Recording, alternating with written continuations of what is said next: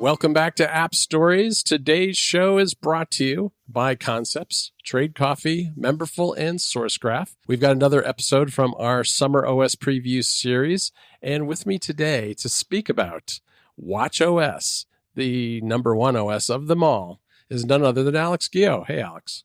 Hey, John. How's it going? I'm doing really well. We talked a little bit in the pre-show about some of your other specialties like HomeKit. So, if anybody's interested in finding out all sorts of things about HomeKit, where we think the Home app is going, Thread, Matter, a bunch of other stuff like that, you should subscribe to App Stories Plus because you get extended episodes that are ad-free and you get them early on Sundays because I work all weekend for you to get them out so that you have them midday on Sunday. Plus, it's high-bit radio audio, so Alex and I will sound extra good, which is always a bonus. Just go to appstories.plus to learn more and sign up for App Stories Plus. Alex, we need to, before we get to watchOS, I think we need to explain to people, at least some people, who Alex Guyot really is. Because, I'm reminded every now and then that not everybody knows who I am, who Federico is, or who you are, because, everybody comes to MacStories or App Stories at a different time, and they may not be familiar with you because we've kept you locked behind closed doors working on a lot of important back-end projects for MacStories, first with the club, which we introduced last year in August, and now with MacStories itself, a lot of things that run the site and the underpinnings of the site itself.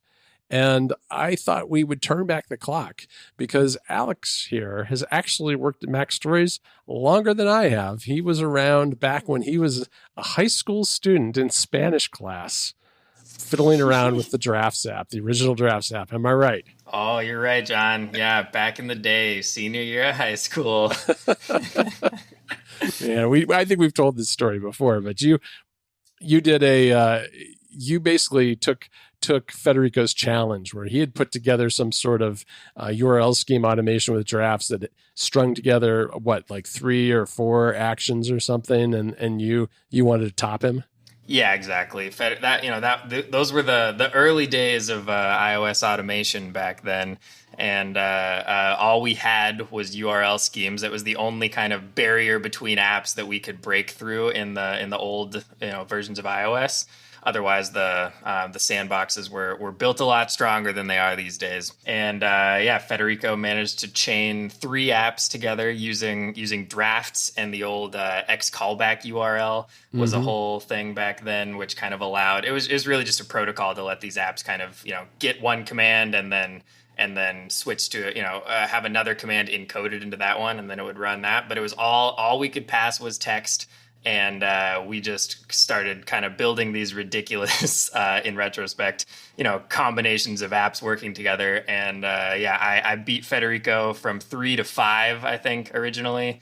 And I recorded my iPad running the action using my iPhone propped up on a textbook above it. It was some really high tech stuff back then. Before there was screen recording on the iPad. Yeah, exactly. There was none. It was quite a time. And then I didn't have a website or anything either, so I just uploaded it to Dropbox and tweeted it at Federico. And then he posted about me on MacStories, and man. But back then, I remember, I was a MacStories reader, and I saw my name on the website, and I was like, "Oh my gosh, Federico Vitici is writing about me on his website." It was pretty awesome, and pretty funny to see how far we've come now. When was that? Was it like 2013, 2014? Yes, 2013 was early 2013 was when that happened. And then I fired up my blog on Squarespace a few days later and started writing about mostly iOS automation and just kind of doing some general tech blogging, Sure, as you do. As you do. And then I ended up writing a really, really long article about Drafts. Kind of, back then there wasn't a good kind of general place to go to get all of the information on what people were doing with URL schemes and how to chain apps together. And Drafts was kind of one of the central apps in there. Also, Launch Center Pro back in those days was big. So I wrote a I think it was 14,000 word article by the end of it that I was just going to post on my blog. But I tweeted a screenshot of the word count, which, any MacStories readers will be familiar with all of our word count tweets that we love to do. Yeah. But somebody sent that to Federico, and he saw it, and then messaged me and said he wanted to grab my article for MacStories. And I guess the rest is history. I posted it over on MacStories, and I think early 2014 was when that came out, and followed it up a little while later with another one on Launch Center Pro that was even longer. Yeah, just started helping you guys out with, back then. First Federico. Just Federico, and then Graham. Graham was still around. Yep, Graham was around till like 2016 or so, I think. But Greg was the one who really started the X callback protocol, really. I mean, it was already built. It's built on top of URL schemes, which has been a thing for a long time. But X callback was just kind of a way to standardize passing the data back and forth. I think it was Greg Pierce and Marco Arment, I believe. Yep. And Marco, when he was doing Instapaper, Instapaper was one of the very first apps that implemented X callback URLs, and it was then very quickly picked up by Launch Center Pro and a whole bunch of other folks after that. And there's still good reasons to use URL schemes and X callback URLs, but workflow and then shortcuts has really taken over for that in a lot of ways. Yeah, and then since then, I guess you've been on and off writing at MacStories, a lot of times helping, while you were in college, you were getting a CS degree and occasionally helping out with, especially with, I guess, a lot of the events. We always will call on people to kind of help with the events. Don't do that as much as we used to, but back in those days, at least when I was starting out, you would always join us for whatever big Apple event came up. Oh, yeah. Yep. I think I've covered every Apple event at MacStories since probably 2014 or 15, which has been fun. I would always, all of my, every job I've pretty much had since then, I always talk to my manager. I'm like, I'm going to need days off work when the Apple events come so that I can cover it for this website that I write for. And they're all like, what? What are you doing? Oh, that's great. That's great. Have you actually hit every single one of them, do you think? Or I'm pretty sure I have. I don't think I have ever missed one. I don't know if there was some small ones maybe that I wasn't needed for. But I don't think I've ever missed one. I skipped one. Because, Apple had, when my kids were in high school, Apple had this bad habit of doing events in March during their spring break. Yeah. And one year we were in Ireland and there was just no way that was going to happen. So I forget which one that was. It was maybe 4 years ago. But in any event, all right. Well, yeah, there was one WWDC. I think it was probably the year maybe before you joined, where Federico it was whatever the first year Federico got called to do, he went into Apple, I think, and they were giving him briefings and everything, and I had to cover the entire WWDC by myself. And wow, that was a rough day, John. That was a long day. Was that when he went to London to pick up his iPad? Maybe I think so. I can't that quite remember. I feel like that was though. Yeah, that might have been the time. That time, I remember he flew to London, got the iPad, saw Mike Hurley, and left. There's a lot of stories of Federico jetting into somewhere from Rome, being there for a very short time, and then leaving. And, I should mention before we start talking about watchOS, there's a reason Federico's not here. It's because it's his birthday, or at least it was last week as you listen to this, because we gave him the day off so he could take it easy and enjoy himself. And we needed to talk to Alex about watchOS anyway, so it ended up being the perfect time to dig into the topic for our OS Summer Series. This episode of App Stories and all of our Summer OS Preview series is brought to you by Concepts. Sketch, explore, and share endless ideas with Concepts' infinite canvas for iPad. Designed for creators of all types, the app is ideal for visual thinking, note-taking, drawing, and professional design. Concepts lets you interact with and edit your sketches, helping you to think and draw smarter. As everything you draw in the app is a vector, you can move, edit, and organize your sketches after you draw them using natural gestures.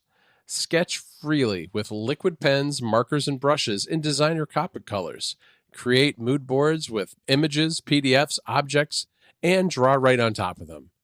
Design with tools like grids, snap, and real-world measurements to create professional projects. Connect your device to any display for instant whiteboarding with a built-in presentation mode. Concepts is used by designers and illustrators at Apple, Disney, PlayStation, Unity, and other companies globally to sketch, design, and communicate visually.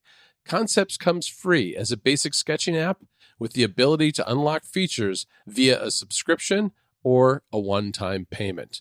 To learn more, visit concepts.app. And MacStories readers and listeners of this show can enjoy a special 3-month extended free trial when you sign up for an annual subscription. Get 3 months of infinite creativity before you're even billed. Just go to concepts.app/MacStories to get that offer today. Again, that URL for this special deal is concepts.app/MacStories. Our thanks to Concepts for their support of this show and all of the Summer OS Preview series. All right, Alex, let's talk about watchOS. I think this is a very interesting OS because I remember talking to you right at the beginning of WWDC this year, right after the keynote, and you were really excited about it, and I was too. I think that Apple did a really good job of selling watchOS this year, but I think what they sold made it seem a lot bigger than it actually is. Yes, I would agree with that. We were talking right at the beginning, right after the keynote came out, about how it seemed like there was just a lot to dig into with watchOS 9. And then as I actually started digging into it, this is not a bad upgrade by any means, but I think it's just kind of it's one of these standard year over year upgrades that we've come to expect from the Apple Watch.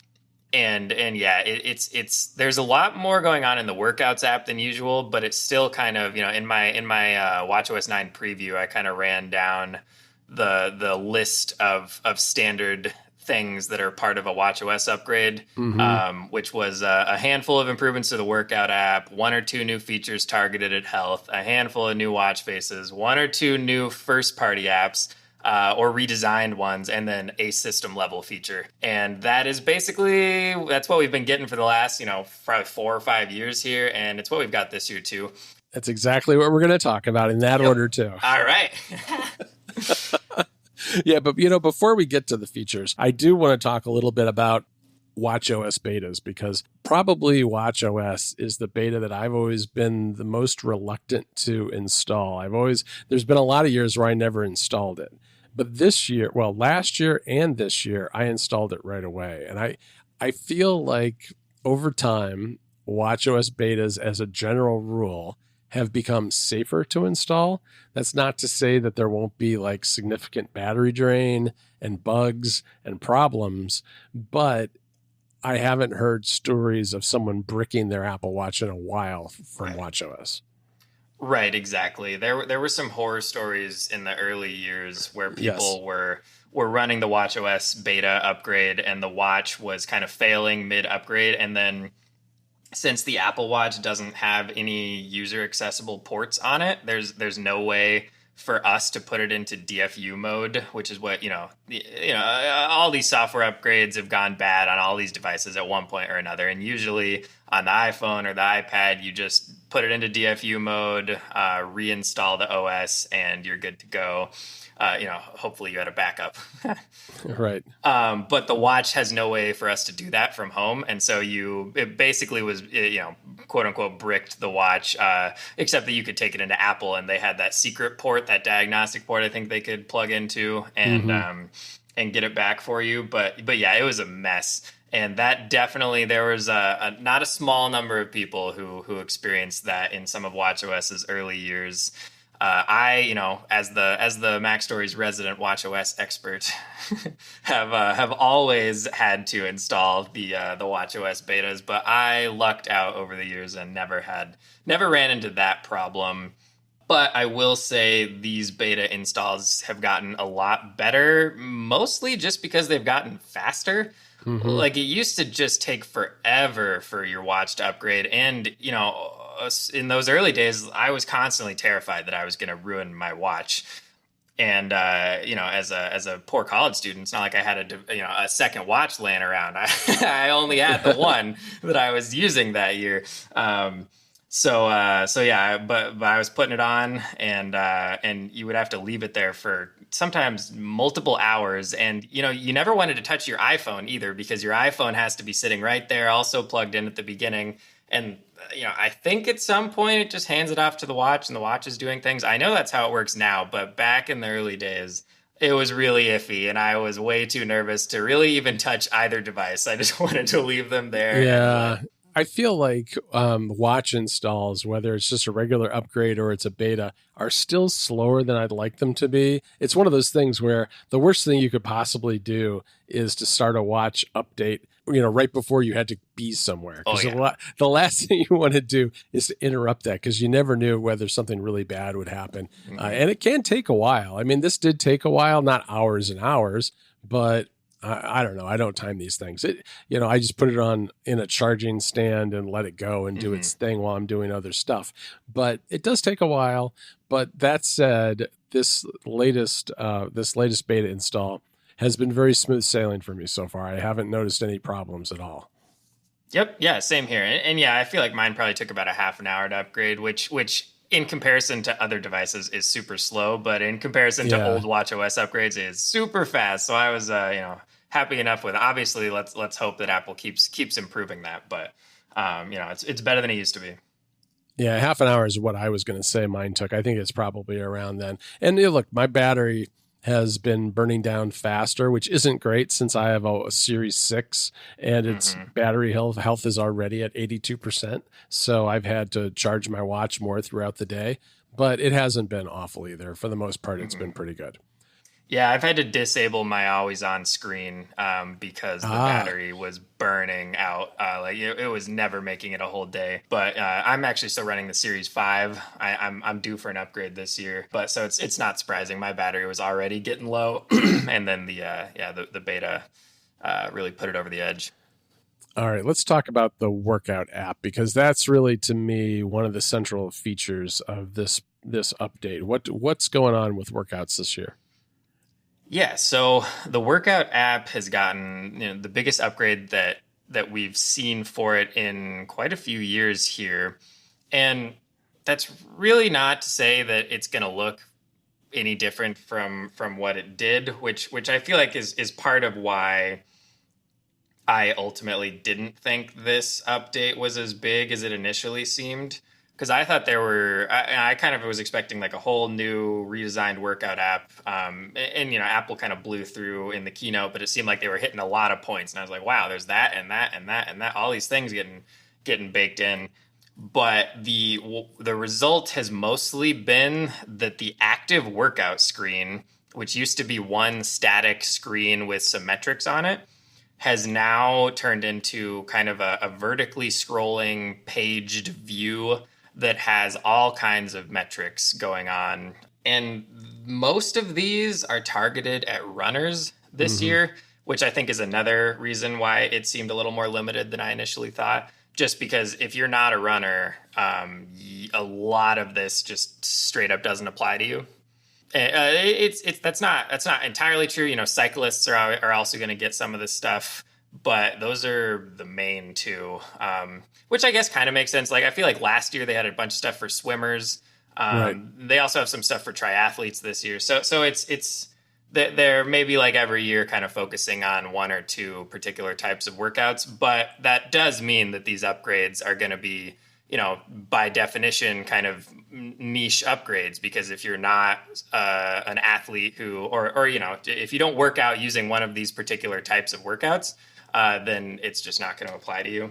No, that's true. That's true. And that's not unusual, I guess, because going back, I mean, this is a little different in that it's changing some of the way the UI works, but in a lot of years we'll just get, one or two different kinds of workouts added, maybe rowing or yoga or something like that. And if you don't do one of those things, you're not really going to care. But it is nice that they've got that variety, especially as people maybe explore different ways to exercise. I do like how the news I do like the new stats. I haven't been back to running since I wrecked my knee yet, but I have been doing walking workouts at least, and the miles splits are better now. Like there's more data there as you hit a mile. So even for walkers, there's some data here that is in addition to what it was before. Okay, nice. Yeah, and that is one of the big things that they added is your watch will now track your kind of location over time, and it'll track your mileage, and then it will map it onto a map. So you can then, at the end of your workout, you can go to, I think you have to be on the iOS, is it the activity app? I can't quite remember which one. I think I think it's the activity app. Yeah. So yeah, you can fire up that app on iOS and see your workouts over time, and it'll actually like compare your times over the same route, which is actually super cool. It's kind of a very similar feature to what Strava does, except this is kind of just for your own personal knowledge. I don't think they share that information with your friends yet, although it wouldn't surprise me if they eventually do.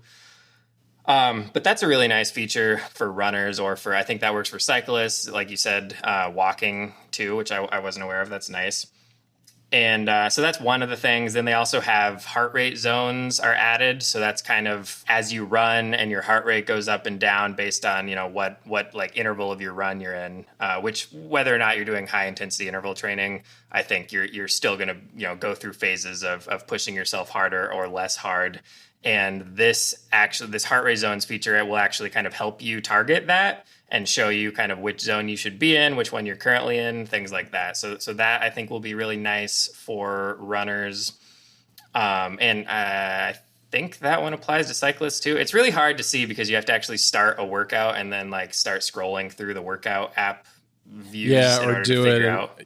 Right, or do it and go to the activity app. I was just looking at one of my walks, and it's got a lot of the stuff you would have expected from before. The workout details would show the time and the distance and the calories and all those kind of things. Then it's got the splits, the heart rate, and each one of these has a show more button that you can tap on to get more details. Like heart rate just shows your heart rate, but if you do show more, then you can see the zone data. And it's very funny looking at my graph. It just drops. There's nothing in the center. It looks like my heart stopped, but I think that's where I paused my workout to get an iced coffee at the halfway mark before walking home. And then at the bottom is a little mini map with the temperature and humidity that you can open up to show a big map and then share it with a share button, just to the normal by text message or any other apps that support a map link. So yeah, it's pretty nice. Makes sense. Yeah. I think all of this is really great. I'm happy to see it. The only thing that is questionable about it is just scrolling through all of these vertical pages while you're in the middle of a workout is not going to be ideal. I don't think.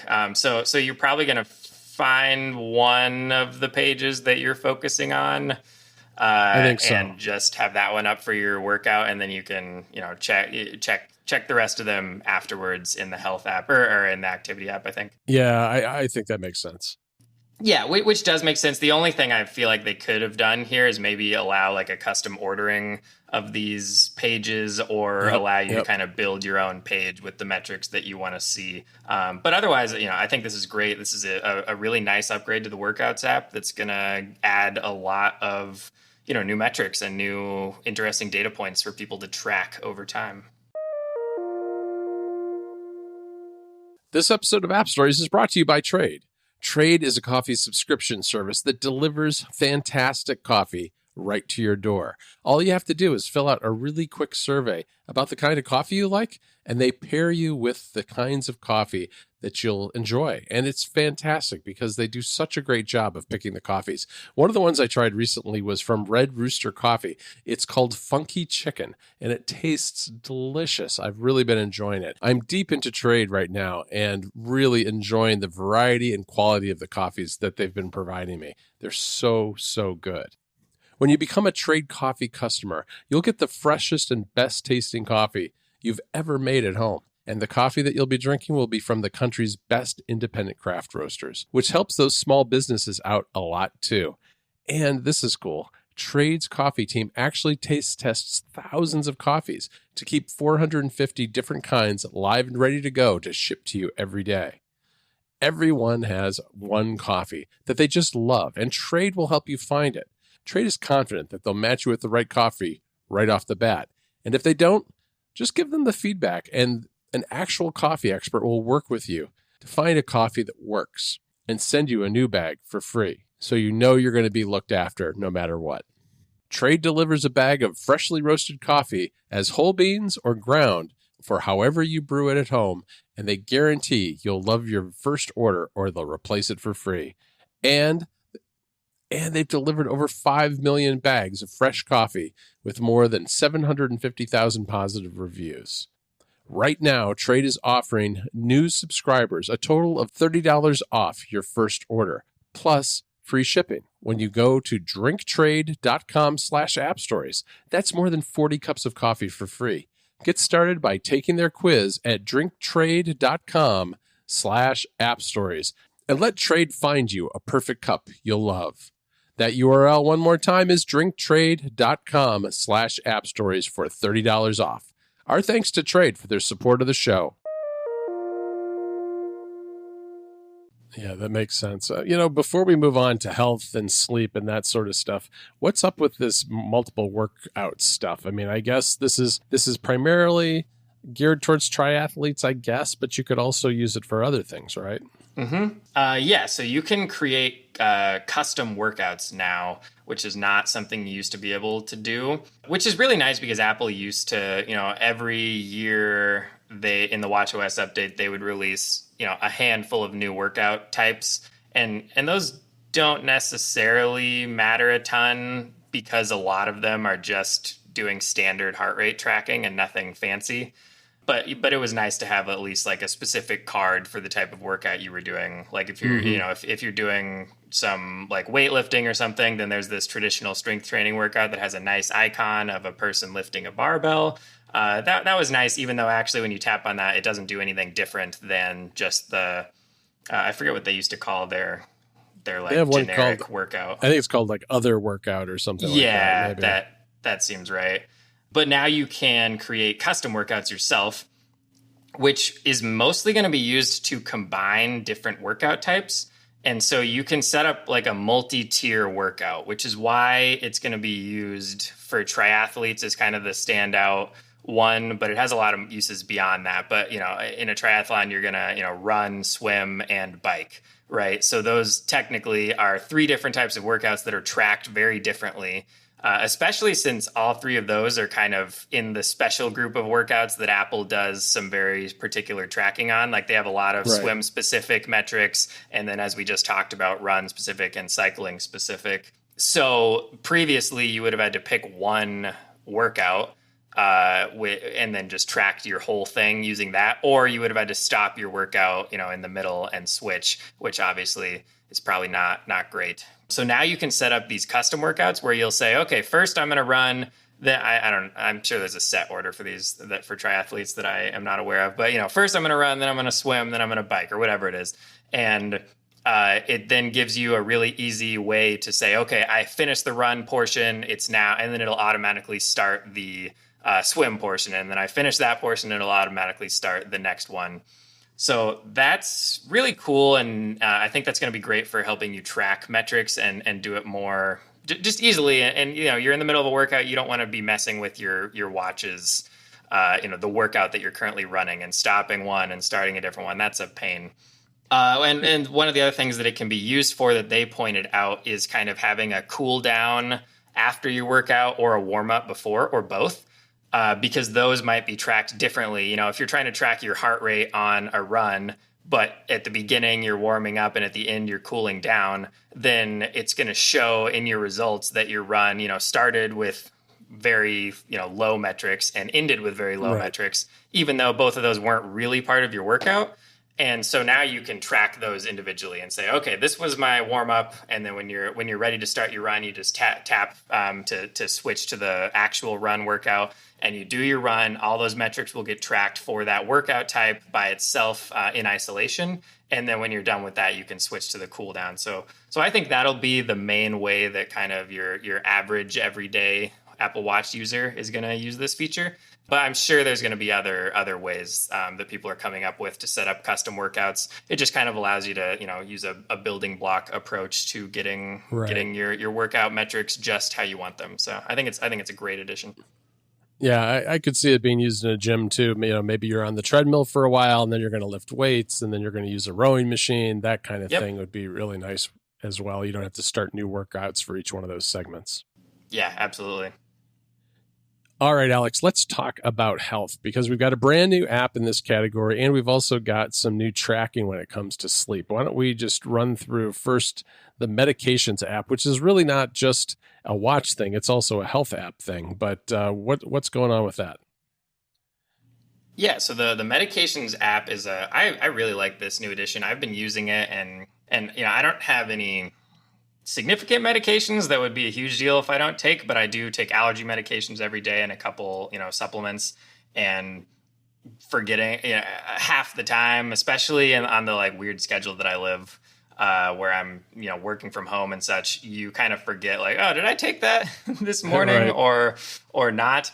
And so just for that simple use case, this is great because it lets you I guess I should go through the app, which you set this up in the health app. There's like a medications area, and you can add in all of the medications or vitamins or whatever that you're taking. And you create them in the app, and then you set what your schedule is for how many times a day you want to take them, which can, how many times a week. You can set up a custom schedule basically, and then your watch will remind you at those specified times, hey, it's time to take your medication. Did you take it yet today? And so it's really nice in that regard to help you make sure that you're not missing some of these, especially important medications. Like I said, I have a very simple use case where it's not a huge deal if I miss it, but a lot of other people have much more, important medications that they can't miss. And so now Apple has built in this really nice interface that pops up on your watch and allows you to say, really quickly, yes, I took that, or maybe I skipped it for today for whatever reason. And so that'll help everybody, hopefully, who's using this to track and see over time. You can look back at your trend lines and say, trend lines probably not the best way to describe that, but especially for these kind of medications where you are taking them not necessarily on a schedule, you can say, hey, this one I'm just going to take whenever I need it. And then you can mark it off really easily on your watch as having been taken. And then you can look back and say, okay, how many times have I taken this, today or this week or whatever it is, which is nice as well. I had COVID last month, unfortunately, and it was pretty rough. But I was using the medications feature to track, the daily amount of medications that I was taking. Like, you take a Tylenol, you're only supposed to have, I think, 3 a day, or no more than 1 every 4 hours or something along those lines. I can't remember. My girlfriend is a nurse, so or my fiance now. Dang, that's a new one. Hashtag personal news. Yeah, some personal news there last week. All right. But yeah, she's a nurse. And so she was mapping out these schedules for me that I could take things. You're in good hands. Yeah, exactly. Which I'm sure she was enjoying since she also had COVID at the same time. So we were, both going through it. But yeah, she was telling me the schedule, and then I was putting it into this medications app, and then I could mark off, hey, I took one of these, and then 4 hours of fever later, I could remember, okay, I can take another one of these. Yeah, very good. Yeah, and, there's some interesting other features in the health app that go along with this, like the ability to scan medicine bottles and see if there are conflicts between medications. Although I think the conflicts between medications feature is U.S. only. There might be a couple of other countries like Canada, I want to say. I haven't looked at this information in a while, but yeah, there are some other features there as well. This episode of App Stories is brought to you by Memberful. Memberful is the easiest way to sell memberships to your audience used by the biggest creators on the web.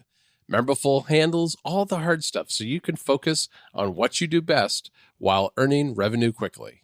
If you're looking to add membership to your existing business, you want a solution that works with your existing technology so you can launch a new revenue stream without rebuilding your entire tech stack.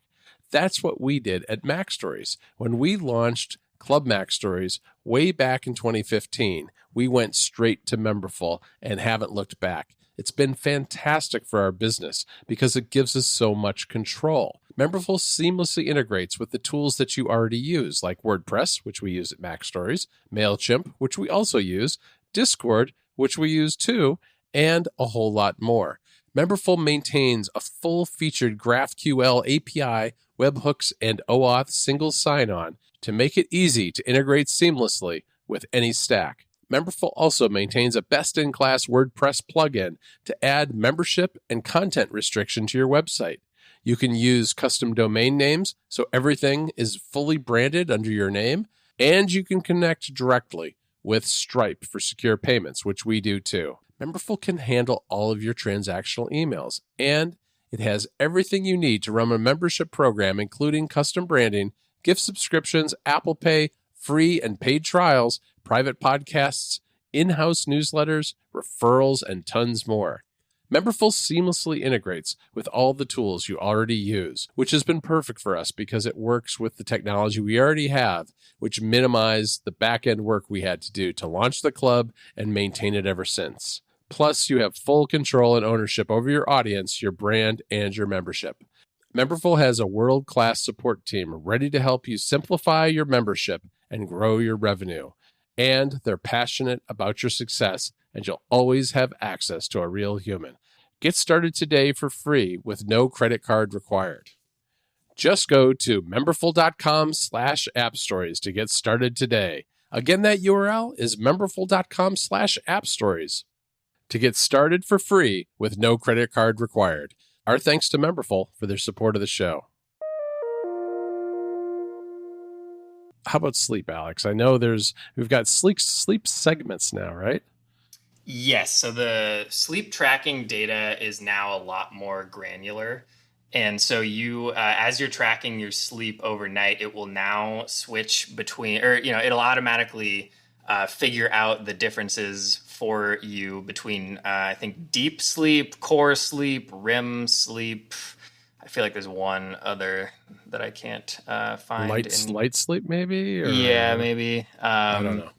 Anyway, but there's 4 different ones now, as opposed to the previous version would just kind of track whether you were asleep or whether you were awake. Here we go. Okay, it's just REM, sleep, core, and deep, and then I guess the other one is probably just when you're awake in the middle of the night.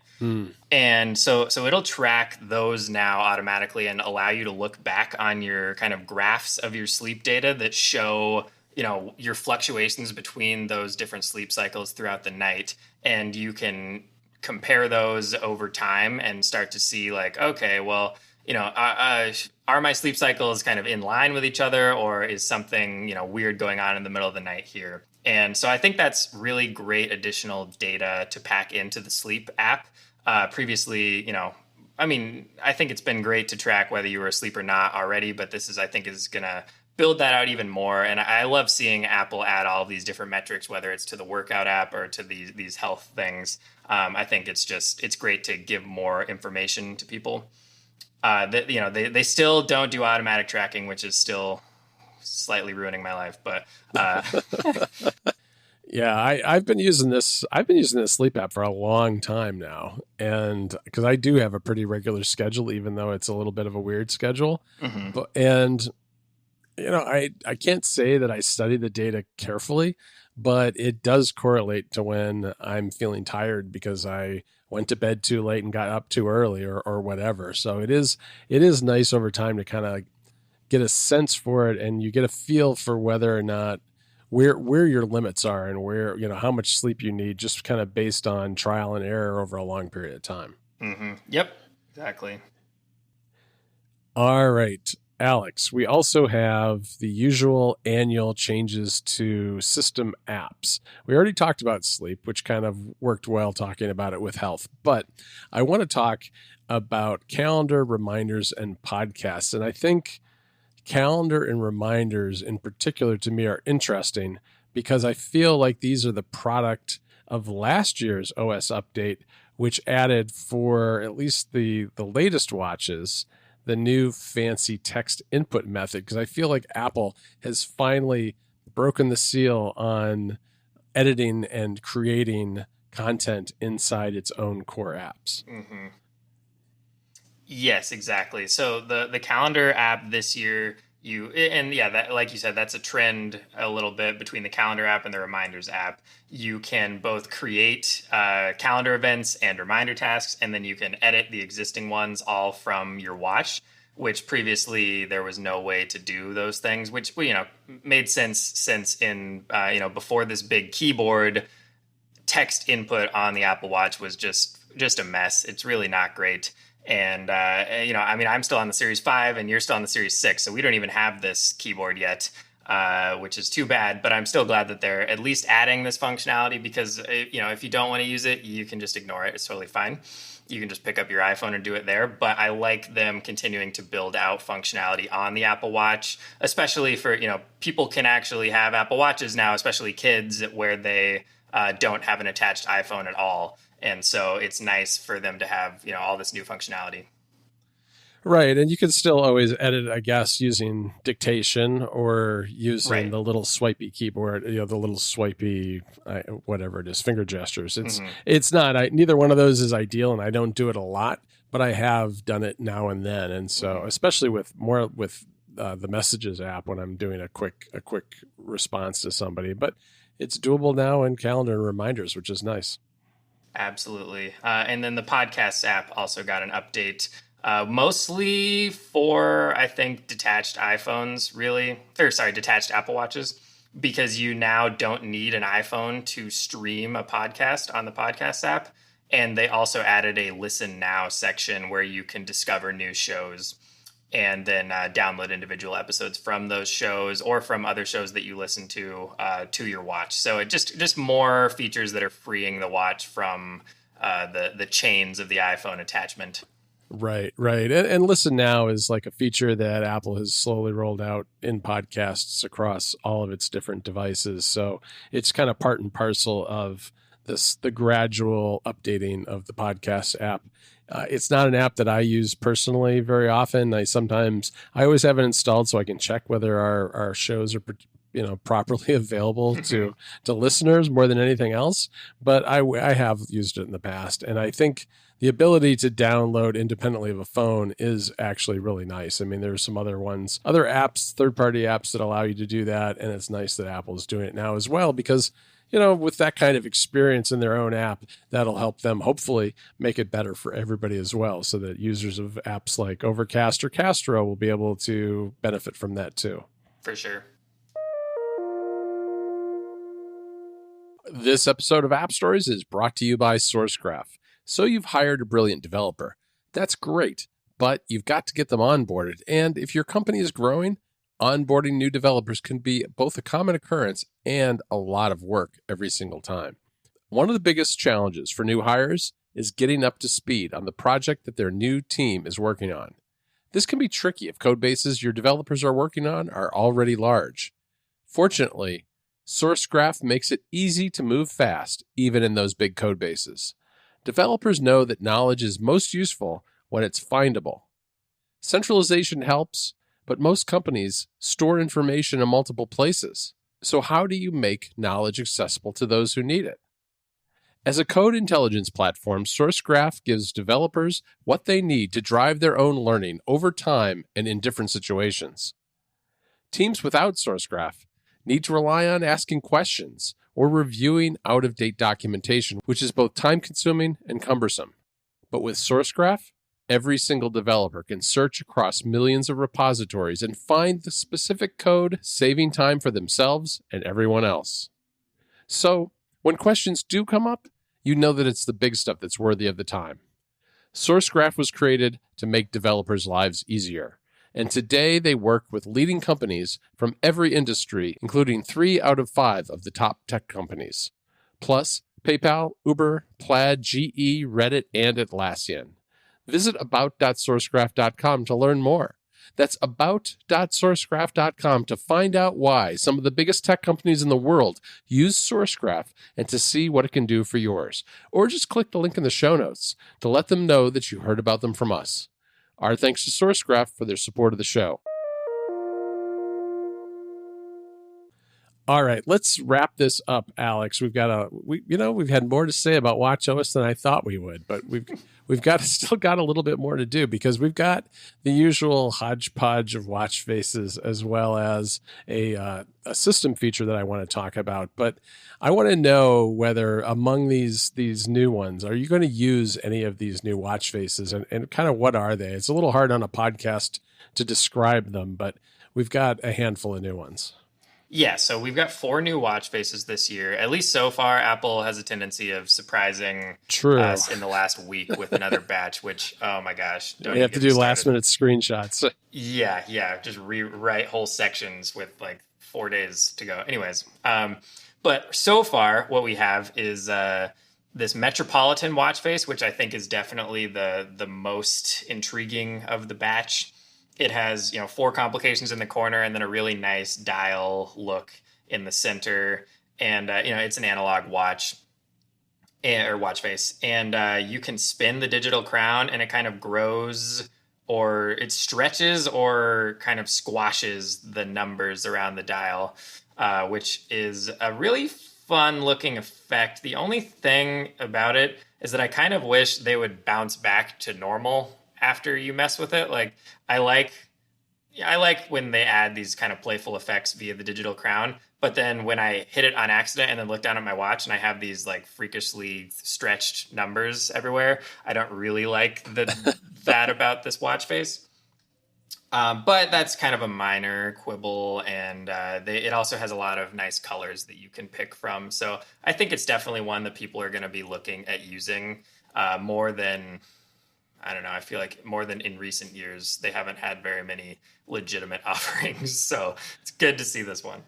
Yeah, I really have not really expanded much beyond my very traditional modular one, which has the most complications, right? That's my go-to most of the day. Although I have been experimenting with one of the Nike watch faces, which is just the 4 numbers for the time in giant numbers, because I use that at night when I'm in sleep mode. Because then if I wake up in the night and want to see what time it is and I'm sleep tracking, I can very easily see it. Yeah, and that's one of those faces that has the really nice, like low contrast view, isn't it? So you can just see the outlines of the numbers, and it's really not a lot of light.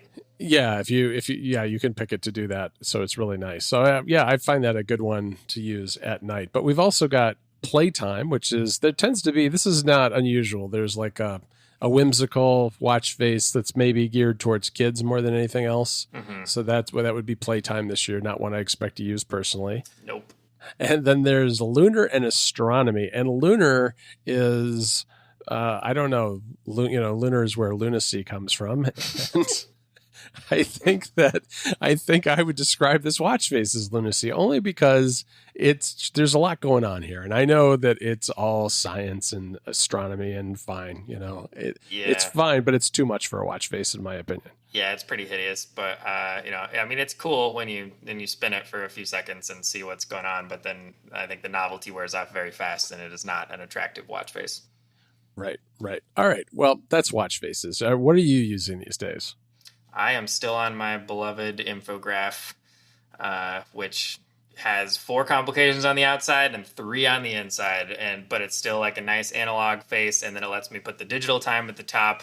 I think it looks really nice, and honestly, I'm a little bored with it because I've been running it since I think watchOS 4, possibly 5.